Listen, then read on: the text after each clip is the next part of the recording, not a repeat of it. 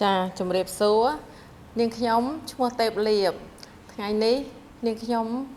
មានយោបល់ខ្លះពាក់ព័ន្ធជាមួយនឹងការជ្រើសរើសសាលារៀនរបស់កូនដែលនៅក្នុងក្រុងប៉ោយប៉ែតខ្ញុំបច្ចុប្បន្នគឺដាក់កូនរៀននៅសាលាបញ្ញវន្តអង្គរ AIA ទាំងពីរនាក់ដែលកូននៅរៀននៅក្នុងវិទ្យាល័យមួយនិងបឋមមួយ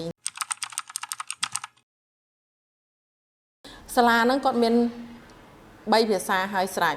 មានភាសាខ្មែរភាសាអង់គ្លេសនិងភាសាចិនហើយសម្រាប់អនាម័យហើយនិងក្រុមសិលធម៌របស់គ្រូគឺខ្ញុំអាចទទួលយកបានព្រោះ AIA គាត់ផ្ដោតធ្ងន់ទៅលើសុខភាពទី1ទី2សិលធម៌សុជីវធម៌ភាពជាអ្នកដឹកនាំគ្រប់គ្រងបានល្អបន្ទាប់មកពោពេញទៅដោយចំណេះវិជ្ជាគ្រូទាំងអស់ពោពេញទៅដោយក្រុម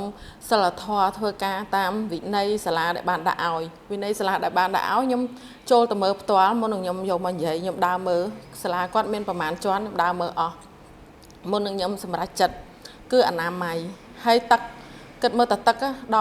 បផ្លាស្ទិកគាត់អត់ឲ្យយកទៅទេគាត់ឲ្យយើងប្រើជាដបដែលអាច refill បំពេញទឹកនៅសាលាទឹកគាត់មានដាក់ឲ្យបានអញ្ចឹងកំប៉ុងផ្លាស្ទិកជ័រស្នោគឺអត់យកទៅទេគិតតែប៉ុណ្ណេះគឺជាសាលាទី1ដែលមកដល់ប៉ោយប៉ែតយើងអត់មានកង់ទីនណាអត់មានកន្លែងលក់ដូរអត់មានលក់ទឹកផ្អែមគ្រឿងកំប៉ុងមីកញ្ចប់នំស្រួយអីទេអាហ្នឹងគឺជាអ្វីដែលខ្ញុំត្រូវការសាលាគាត់បានភ្ជាប់ជាមួយនឹងកម្មវិធី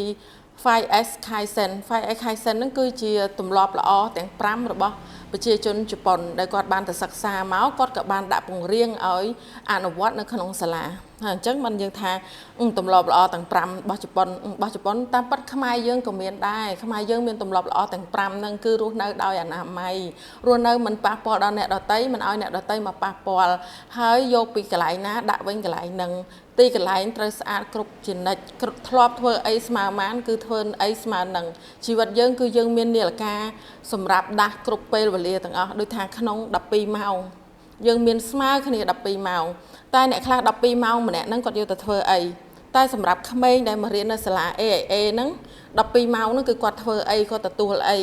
ចំណេះវិជ្ជាគឺការសំខាន់ខ្ញុំយល់បានគាត់ផ្ដោតហើយដូចថាបើសិនជាយើងយកអា12ម៉ោងយើងហ្នឹងយកទៅធ្វើអ្វីដែលវាខ្ជិលតែកូនយើងវាបានអ្វីដែលដូចយើងកំណត់អត់នៅពេលដែលគាត់រៀនចប់នៅពេលដែលគាត់ប្រឡងជាប់មនុស្សពីរនាក់អាចនឹងប្រឡងជាប់ដូចគ្នាប្រឡងជាប់បាក់ឌុបដូចគ្នាចប់ការសិក្សាដូចគ្នាពីតកូលដែលល្អដូចគ្នាក៏ប៉ុន្តែសិលធម៌អនាម័យគឺសំខាន់ហើយមួយទៀតដែលសំខាន់មិនអាចខានបានគឺសុខភាពមនុស្សយើងបើអត់មានសុខភាពទេគឺអត់មានអ្វីទាំងអស់ក្តីសម័យក៏វារលត់រលាយជាមួយនឹងសុខភាពដែលទ្រុឌទ្រោមដែរអញ្ចឹងបើសិនជាយើងឃើញថារាល់ថ្ងៃហ្នឹងសាលាគាត់ព្យាយាមចូលទៅអនាម័យស្អាតអត់មានសម្រាមអត់មានកក្រិចអត់មានក្លិនទេបន្ទប់ទឹកស្អាតការ៉ូស្អាតកន្លែងអង្គុយស្អាតកៅអៅសិស្សមានរបៀបមានរបបបង្រៀនកូនយើងឲ្យមានរបៀបមានរបបបានអញ្ចឹងហើយនៅក្នុងចំណុចហ្នឹងគឺខ្ញុំអ្វីដែលខ្ញុំត្រូវការហ្នឹងទាំងអស់ហើយកូនខ្ញុំចង់រៀនទាំងមានប្រមាណភាសាដែលគាត់ធ្លាប់ឮធ្លាប់និយាយហ្នឹងគឺគាត់ចង់រៀនចេះទាំងអស់វាត្រូវនឹងគោលដៅដែលសាលាបញ្ញវន្តអង្គរ AIA គាត់មាន3ភាសាហើយស្រេចនៅក្នុងហ្នឹងគឺភាសាចិនភាសាអង់គ្លេស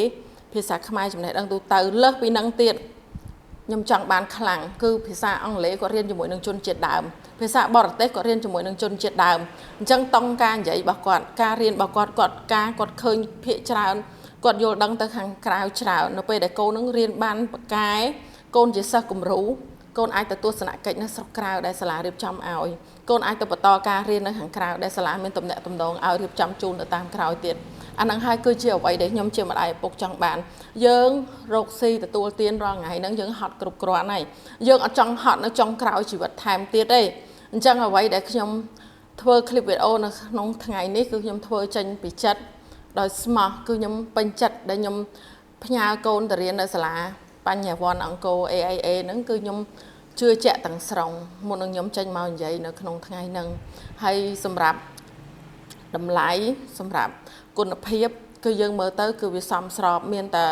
វាធូរថ្លៃល្មមដែលយើងអាចទៅរួចបានថែមទៀតអញ្ចឹងសម្រាប់ខ្លួនខ្ញុំផ្ទាល់ជាម្ដាយដែលមានកូនប្រុស3នាក់ខ្ញុំក៏សូមអរគុណដល់ស្ថាបនិកសាលាបញ្ញវន្តអង្គរ AIA ដែលគាត់ចេះមកសាងសង់ធ្វើសាងឡើងនៅក្នុងសាខាទី5នេះនៅក្នុងក្រុងប៉ោយប៉ែត ដែលធ្វើឲ្យកូនខ្ញុំមានឱកាសបានទទួលការអប់រំយ៉ាងល្អនិងការយកចិត្តទុកដាក់ពីសំណាក់លោកគ្រូអ្នកគ្រូនិងគ្រូបរទេសមួយចំនួនដែលខ្ញុំមានមើលទៅខ្ញុំឃើញថាមានគុណភាពមែនអញ្ចឹងខ្ញុំក៏សូមអរគុណខ្លាំងណាស់ដែលបានផ្ដល់ឱកាសឲ្យយើងជាប្រជាជននៅក្នុងប៉ោយប៉ែតកូនទាំងអស់ដែលកូនក្មួយនៅក្នុងក្រុងប៉ោយប៉ែតមានឱកាសបានទទួលសាលាល្អបែបនេះហើយនឹងសាលាដែលមានវិន័យល្អក្រុមសន្តិសុខសុវត្ថិភាពបិទទ្វារអត់មានសាច់ឆ្វេងឆ្វាយចេញចូលឲ្យញ៉ៃញ៉ៃគ្រប់ម៉ោងគ្រប់ពេលទេហើយសម្រាប់អនាម័យដូចខ្ញុំនិយាយម្ដងហើយម្ដងទៀតគឺសំខាន់ទឹកអីគឺគាត់មានឲ្យយើងចុចបន្ថែមទាំងអស់កូនដែលយើងមិនបាច់លំបាកលំបិនទេហើយម្ដាយឪពុកមានទំនាក់ទំនងកាន់តែខ្លាំងជាមួយកូនដោយសារសាលាគាត់អត់មានកង់ទិញលក់នំលក់ដូរអីអញ្ចឹងយើងជាម្ដាយឪពុកយើងរៀបចំឲ្យគាត់បានយ៉ាងល្អពេលព្រឹកអញ្ចឹងយើងទាំងនឹងកូនយើងមានទំនាក់ទំនងហើយយើងត្រឡប់មកវិញយើងអាចធ្វើការងាររបស់យើងជា